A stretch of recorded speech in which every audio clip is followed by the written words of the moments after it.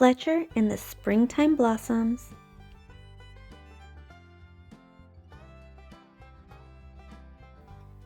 Written by Julia Rawlinson and illustrated by Tiphanie Beeke.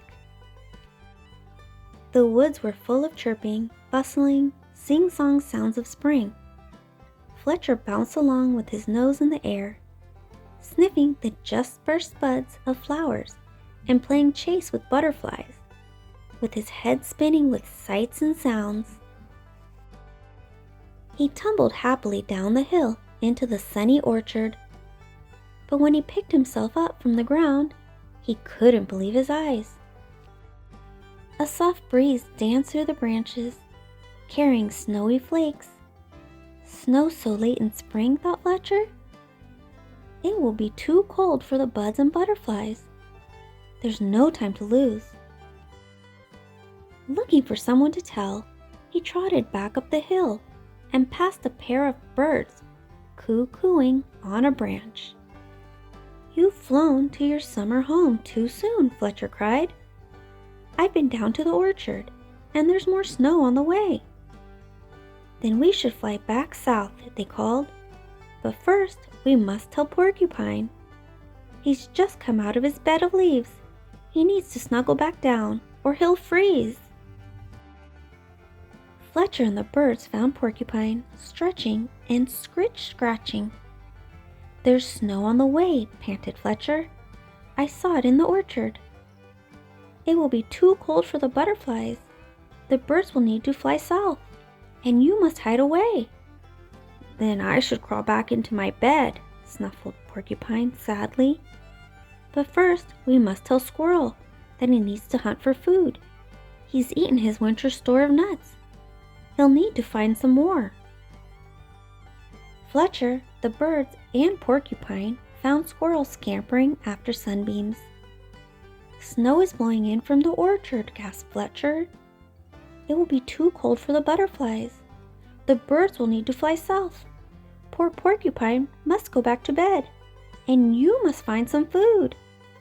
"You're right, I've eaten my spring feast," said Squirrel, "and all my stores are gone. But before I hunt for more, we need to tell the rabbits to munch as much grass as they can before the snow falls." Fletcher, the birds, Porcupine, and Squirrel hurried off again. The rabbits were rolling down the hill next to their burrow. "Stop playing!" cried Fletcher. "There's snow blowing in from the orchard. It will be too cold for the butterflies. The birds will need to fly south. Poor Porcupine must go back to bed. Squirrel needs to find food, and you must munch more grass." "Before we eat," said the rabbits, staggering dizzily to their feet, "let's go play in the snow."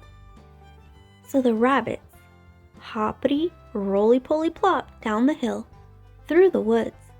They were chased by Squirrel, Porcupine, the birds, and a bouncy, full of importance fox, all the way to the orchard, where the ground was white with blossoms.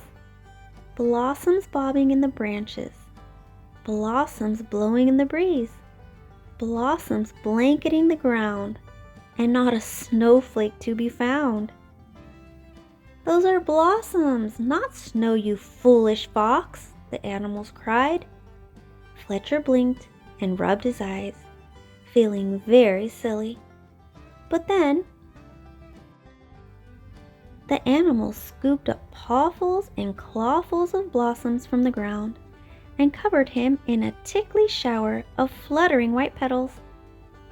Fletcher and his friends ran and played between the trees until at last they all collapsed in a blossomy, soft white heap. Then the birds fluttered back to their branches with beakfuls of blossoms to line their nests.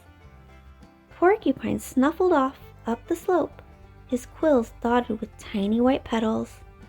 Squirrel went chasing up and down trees after snow-white petals dancing in the breeze. And the rabbits bounced back up the hill with blossoms to brighten their burrow. But Fletcher just lay smiling in his soft bed of petals, watching the blossoming branches bobbing overhead.